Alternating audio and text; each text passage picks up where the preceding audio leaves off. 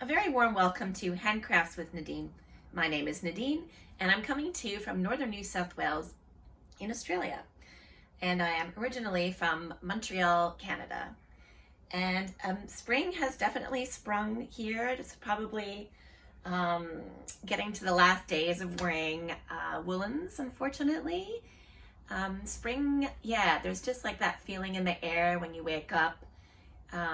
It's hard to tell. Being from Canada, it's kind of hard to distinguish the seasons here compared to back home. I live in a subtropical rainforest climate. So, the trees have their leaves all through the year. Different things are flowering even in winter. So, yeah. But you can definitely tell that spring has come. Yeah, the things that I don't like about springtime, particularly here in Australia, is number one, the return of all the bugs. Ants start to pop up through the house. Cockroaches, unfortunately, cockroaches is like where I'm from. You would think that maybe cockroaches are like in really dirty houses, but here they're just, everyone has cockroaches in their houses. I'm sorry to talk about something gross, but it's just a fact of life. So the return of cockroaches, the return of ants, the return of spiders in your house. So yeah, all the yucky things on the outside. The snakes are starting to wake up from hibernating. So I've been here for 11 years and touch wood, I haven't really encountered that many snakes. So, but anyways, this is the time of year where the snakes are coming back out. What else? The birds. So there are magpies here, and I know there's some magpies in some parts of Canada, but the magpies in Australia in springtime, when they build their nests, they attack people. So if you walk within a certain radius of their nest, they will swoop you. So yeah, and there's another bird, a plover bird also swoops. Their nests are on the grass, like they'll pick a spot on a lawn, and when they swoop you, they have a little sharp, almost like a razor blade on their wing, and they can actually cut people. And even magpies, like my daughter once was waiting for her bus, and she got swooped by a magpie and cut her ear. So she's very terrified of magpies. Where we live, we're lucky. They always go to the same spots to have their nests, and we're pretty lucky where we are. There haven't been any swooping magpies. Also, if you're nice, I mean, not that anyone's not nice to magpies, but generally, if you feed them sometimes, or if they don't consider you a threat, they'll recognize you and they won't swoop you. Or apparently, people that look like you, because they're birds, they can't tell the difference between people. But yeah, it's really funny. So they attack you from behind. So you might see one and then they'll like come around and they swoop behind your ear from behind. And it's never happened to me, but it's happened to my husband and my eldest daughter. And yeah, so it's funny. So some kids, when they bike to school during swooping season, they'll have their bike helmet and they put like glasses or little eyeballs in the back because it confuses the magpies. They'll circle and they'll think they're coming from behind you, but they see the eyes, and so they get confused and they don't swoop you. Or another thing you'll see is people wear spikes coming out of their bike helmets, like just even like those twisty ties or yeah, those plastic ties. They stick them coming out of their helmet so that the magpies won't swoop them. Oh yeah, the last thing that I don't like about springtime, not to mention that it's getting too warm to wear the woolens, but in the grass, there's these things called bindies, and they are, I guess it's a weed, but they grow in the grass, and now I can recognize what they look like, so I don't step on them. But often here, we're often barefoot around in Australia. Shoes, especially in this area in Byron Bay, you cannot wear shoes to the grocery store, very shoe optional. Even my daughter, when she didn't wear shoes at school for ages. Anyways, if you do step on a bindi, it'll put a little spike into your foot, and it's, yeah, very painful and sometimes hard to get out. But yeah, those are the joys of living in paradise. Those are some of the bad things that come along with it. So yeah, just thought I'd share that with you because it's really feeling quite springy at the moment. Okay, today I'm going to be talking to you about my latest work in progress, which is a cardigan. I'm going to be talking to you a bit about the Mudtrail, which was last weekend. Explain what that is. I'm going to be talking to you about a rekindled interest that I'm having in making fermented foods, and maybe a little bit about the new book I'm reading, not too much. Okay, to start with what I'm wearing, this is the Party Top by Abbeyknits. This is the first one that I knit.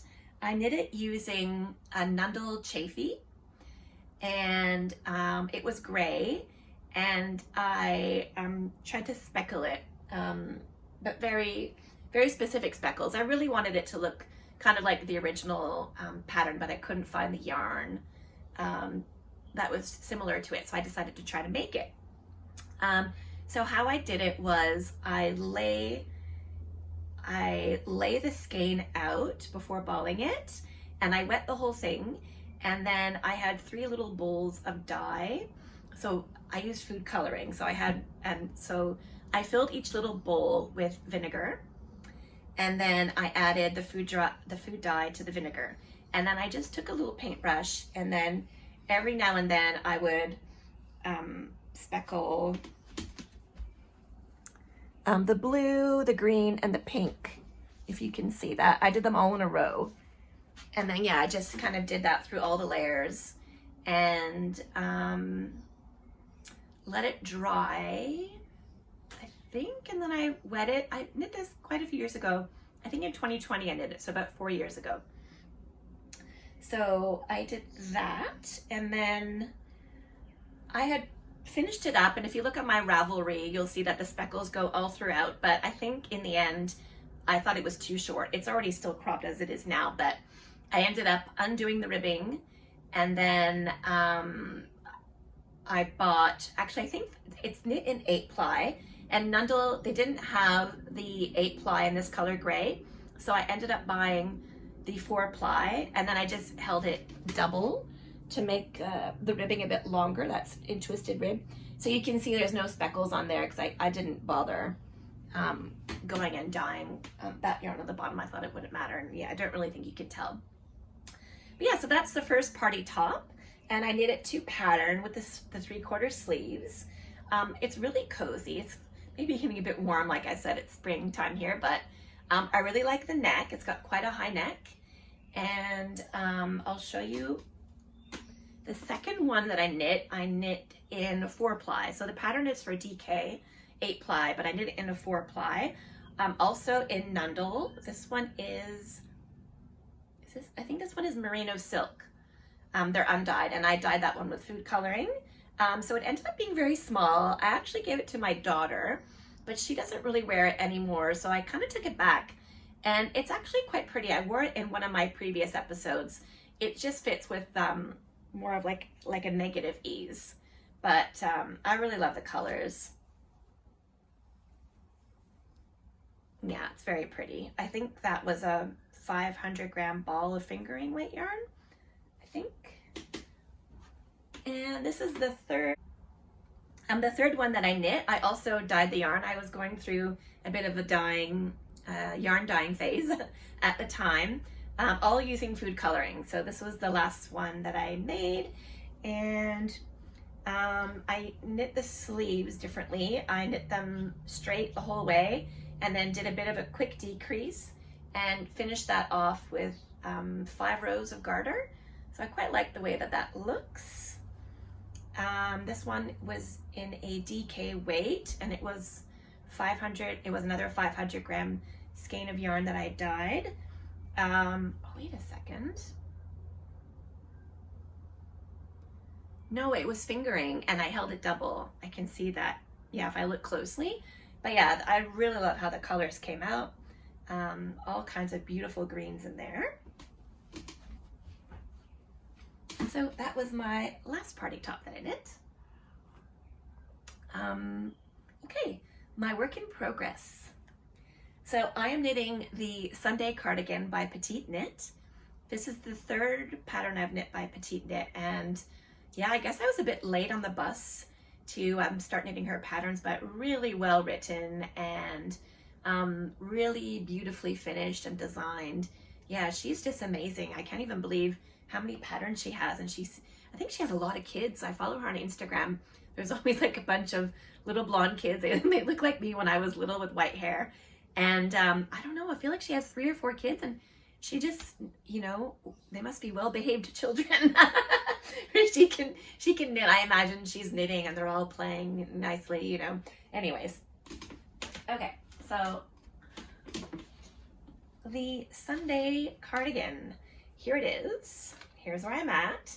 I've separated the sleeves, and again, I'm holding the Holst Titicaca, which is an alpaca lace weight, together with this Fontana Homespin, which is an unspun yarn, and it's bulky.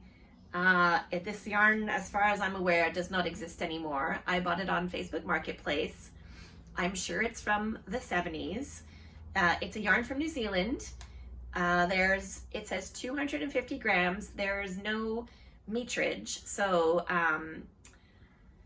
yeah, I was just really hoping that it was going to be enough. On the package, it says, you know, one plate for these sizes, 2 plates for these sizes, 3 plates for these size sweater, but it doesn't say a child or a man or a woman sweater. So I had the 2 plates, and I was just really hoping that I was going to have enough, and I'm sure I will, because I'm at the outside, which is always, you know, longer, and I've already done this much, so I really feel like I'm gonna have enough for sure, maybe even some leftover. So I said last week that this was not very soft, and I had joked that it's like it has maybe the spinning oil in it, even though it's unspun, it kind of feels like it. But then I kind of popped on the screen that I thought, oh, maybe it's lanolin. Maybe that's lanolin, that feeling that I'm getting here. But yeah, I'm hoping that after wash and wear, it's going to soften up a little bit. Now that I've knit a bit more, it does feel a bit nicer, and even, especially in the stockinette bit, it does feel quite nice. The color is coming out really, really pretty. I'll hold it up close. There's almost a little bit of red in the brown, and then holding that really dark chocolate brown of the alpaca lace really deepen the color, and I think it's just gorgeous. What else? Okay, so I have been eyeing this cardigan for a long time, and the one thing that I really didn't like about it was how when it moves from the ribbing into the stockinette, I just felt like it always looked so harsh. And I kind of debated making the whole cardigan in the ribbing. And yeah, I tried to look on all the projects. I didn't see anyone that had done that. But I decided in the end not to make the whole thing in ribbing, because then I guess it would change the fit. It would be quite, it would be quite fitted in the body. So what I decided to do was, I know it's kind of hard to see, and I don't know, was there really much of a point in it, but so let me turn it around. So when you come to the bit where you move from the ribbing into the stockinette, on the next row, which should have been knit the whole way, I decided to, when I got to the ribbing, the purling section, so there's 4 stitches there, the middle 2 stitches I purled. So I did knit, knit, knit, purl, purl, and then knit to the next middle of the next section and did 2 extra purls. Oh, sorry, as I talked about in one of my other videos, all of my cables are broken from my interchangeable set, and after having like a lot of bamboo needles for a long time, I just eventually chucked them out when I got my interchangeables, and yeah, unfortunately they've all broken in one way or another. This is the set from Knit Pro, I think it's called. So yeah, a bit disappointed in that, though I have had them for, you know, a few years, but yeah, I don't know what the lifespan's meant to be, but it's, yeah, quite disappointing. The only size cable I have left is a little one, so my sweater is bunched up on there. I think I could order just new cables with the attachment, because that's a bit annoying, though I am thinking about buying a new interchangeable set with maybe bamboo needles, because I really miss knitting with bamboo or wooden needles. Anyways, yeah, I don't know if it's really, I'll try to open that bit up. Yeah, I'm not sure if you can really see that, but I think hopefully it'll kind of blend that that pattern from the ribbing to the stockinette a little smoother, a little less harsh, because that was really the only thing that I didn't like about the pattern. So hopefully that solved the problem. Yeah, that's all I have to say about that. Just out walking the dog now, and I realized that I forgot, I will be talking about later in the video a little bit more knitting, about some dream knitting that I have, particularly the beautiful Hilja dress. So if you want to stick around to the end of the video, I do get back to knitting, and there's Bear claiming his territory. All right, thank you. So last weekend, I had to take my youngest daughter to a dance competition. They won, by the way. their group was she danced in the 15 and unders and the opens, and their 15 and under lyrical dance won the entire thing for the 14 and over. So yeah, it was they danced beautifully. It was amazing. But while I was there the whole weekend, my husband and I have an ice cream business. We make coconut ice cream and coconut yogurt. We sell these things into shops, but then sometimes on the weekend, especially coming up during daylight savings, we do markets on the weekend. So one of our friends is a potter, and her daughter is actually really good friends with my eldest daughter. And she called us and asked if we'd be interested in doing the ice cream stall at the Northern Rivers Mudtrail. So the Mudtrail is basically a bunch of potters open up their studios, and you can go visit and buy some of their pottery. So so she invited us, we said yes, so he did it, and it ended up being fabulous. It was really, really good. The spot where we were had 4 different potters, and I just wanted to show you some of the bowls. So our friend's Instagram is called Mud on My Hands. So yeah, all of her things are stamped at the bottom with MOMH. And she said, would we like to do a deal where people could buy some ice cream, and then if they buy a bowl, then they could get a deal. And I think it was like $27, $27 for 2 scoops of ice cream and a beautiful bowl. So my husband ended up buying some for her at the end. So I was just gonna show you how beautiful they are. So there's this one. It's got a little bit of purple in there, and that's the middle. Here's another one with yellow, kind of like a peachy yellow, and this bit is a bit unfinished. Another one with a pretty kind of, yeah, peachy color. This bit is unfinished.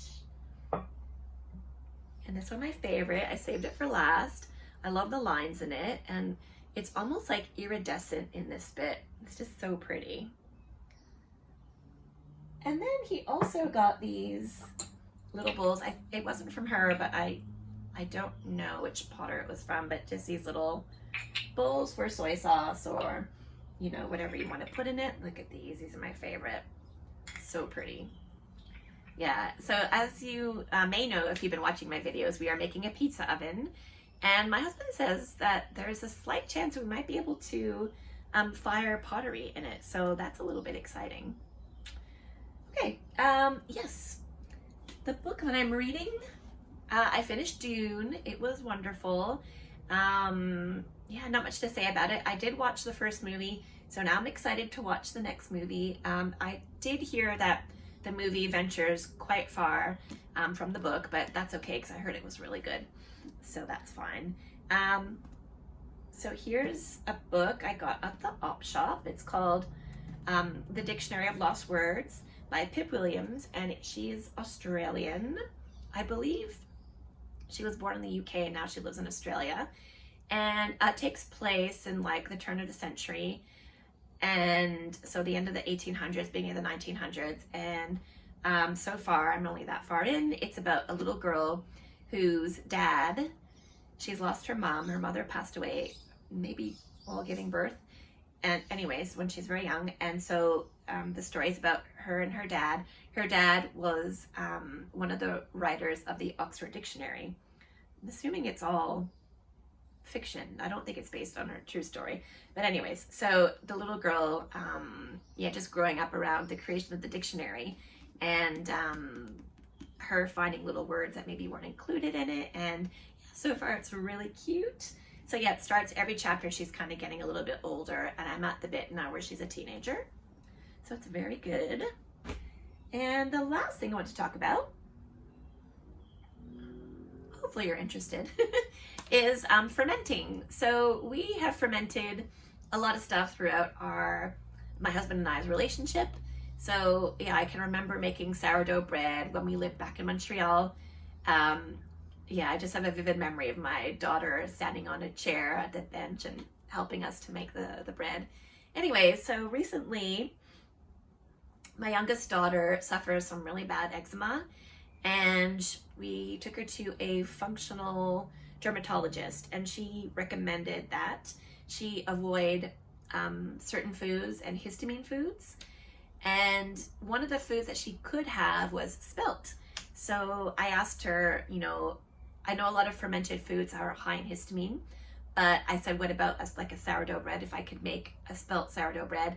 And she said, oh yeah, that other fermented things like kombucha or sauerkraut or anything like that is very high in histamine. But she said sourdough bread, perfect. So great. So I've been back on making bread. I love making bread. If you're interested, let me know in the comments, and I will share my recipe next time. I'll put a little clip of me making one of my loaves recently. But yeah, I have this super easy recipe. You basically mix your ingredients, you stir it with a chopstick the night before, let it set overnight. In the morning, you heat up your Dutch oven, and then you pour out your bread, pop it in the oven, 20 minutes lid on, 20 minutes lid off, and it makes beautiful, beautiful bread. So yeah, so I've been doing that for maybe 2 or 3 weeks now again, and loving it. And then since moving here, one of the mums in our class at the Waldorf school, she gave me one of her scobies and showed me how to make kombucha. And so pretty much for like 5 or 6 years straight, I was making kombucha every week and loving it. And then I guess for whatever reason, I kind of got off the habit. But recently, I've been buying kombucha in the shops a lot lately, and it just gets so expensive. Like, I think, a 750 milliliter bottle of kombucha is, I don't know, $13. So I just decided that I was going to start making it again. So I've got this beautiful big ceramic kombucha vessel with a little spout at the end that I bought at a market a couple of years ago. So I pulled that out, gave it a really good wash, and we got a SCOBY from a company that makes kombucha in the area. I believe it's Northwalk Kombucha. So he's given us a little SCOBY. So I went and bought some tea and some organic sugar, and yeah, I've got it going again. So hopefully by next week it will be ready. I had a little peek inside. I feel like I don't quite see, there's like something forming on the surface, so I don't know if the SCOBY, if it'll work this time. I feel like I might have to drain most of it out and then make it again, and then hopefully the SCOBY will become more robust and will give us some delicious kombucha. So yeah, when you make it in that giant vessel, it makes probably about 8 big bottles at a time. And so when it's ready, you pour it into the bottles, I normally pop in frozen raspberries or frozen strawberries and then let it sit at room temperature for 2 days, and that kind of makes it fizzy, and then pop it in the fridge, and then yeah, start all over again making the tea. And I love these processes of making, keeping the mother and making, yeah, it's just continuous and it never stops.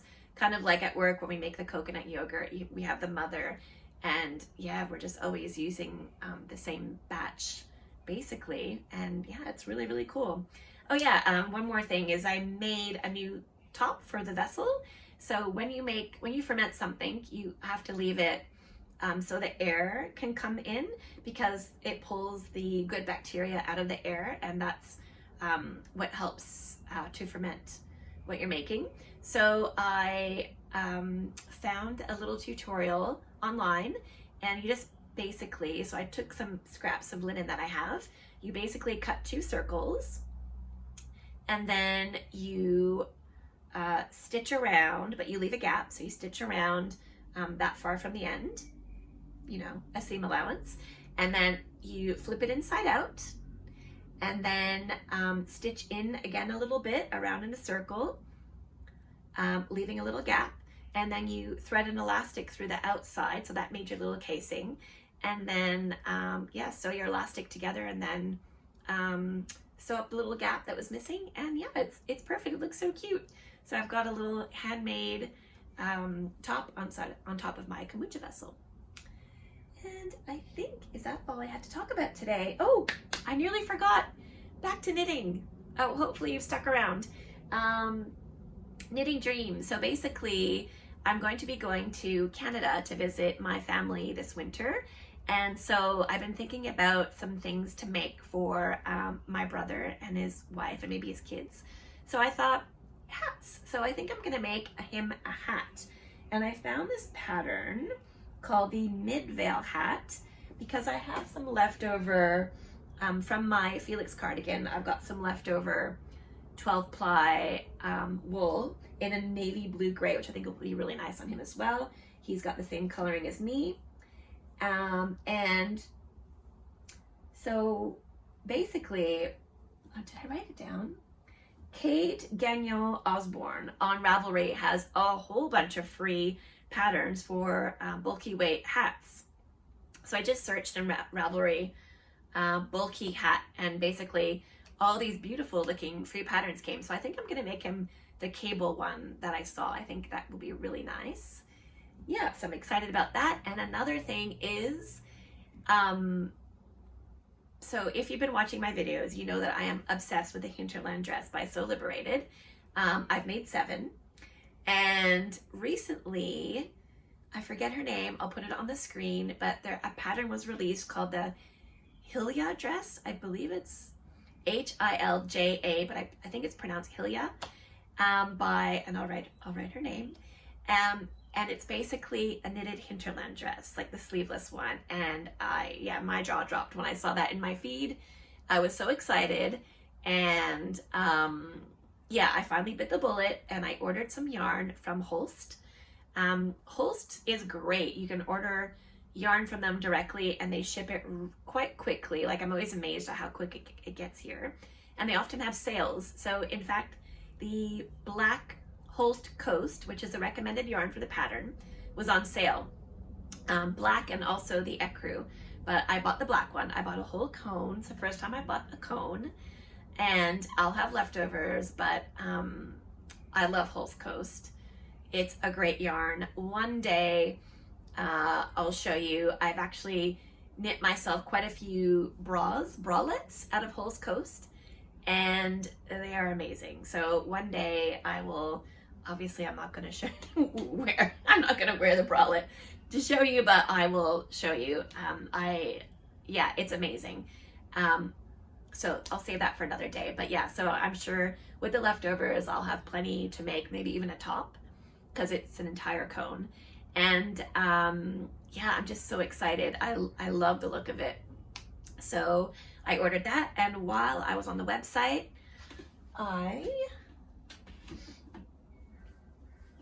I have 2 balls of this Holst Coast. The color is raspberry, And I just love, love, love my Corran cardigan that I knit out of Hulse Coast in a navy blue. This one right here. I feel like I wear it a lot because it's great for like in between. So it's very holey, and it's half cotton, half wool. So yeah, it's just perfect. And so I was thinking of making another one, and I held it double to make that. I do feel though next time I'm gonna go up a size because I think holding it double was not quite the right gauge, and I think it's quite cropped. So I think I would love to have another one, but I'm gonna make it longer. So I'll either make the ribbing longer, or I'll knit up a size, or maybe a bit of both. Yeah, just quickly about that, I did consider adding some extra centimeters to the top and bottom, but I feel like because it's cotton, it's probably faded quite a bit. Yeah, I feel like it's faded, even though I have leftover. I feel like it's faded quite a bit, as you know, cotton kind of does. So I'm just gonna leave that one as a little bit of a cropped one, but it's perfect over dresses. It looks really nice. So I held it double. I think I used 4 balls, maybe even less, maybe even 3 and a bit. So I have 2 of these, which is not quite enough. So I went on to order more, and then I thought that I do like this color. I got it on sale like ages ago. It was in a clearance. It was less than half price, I think, or something like that. But the color, it's nice, but it's maybe a little bit too light. So I decided to get another color to marl it with, and I'll put a photo of the color that I got. I think it's called Bourgogne, which is like French for burgundy. And I thought that they would look really nice together. Hopefully they do. And I think the marling will look nice. Even though it's quite a busy pattern, I don't think the marling will really take away from that. Like, you know, when you knit something that's cabled and you use a marling, it doesn't really, you can't really see the cables. But I feel like for this pattern, I don't think it will matter too much. But yeah, so that's my plan there. And that's all I have to talk about for today. Thank you so much if you've subscribed to my channel. My channel is slowly growing, and thank you so much for leaving a like. I would really appreciate it. I would love for you to leave a comment. Apparently that really helps your channel, and not only that, but I'm always so interested to hear where people are from around the world that are watching the videos. You know, our knitting community is small but wide, and yeah. So thank you so much if you've subscribed, and I really hope that you get to make something beautiful with your hands this week. And I look forward to talking to you again next week. Thank you so much for watching.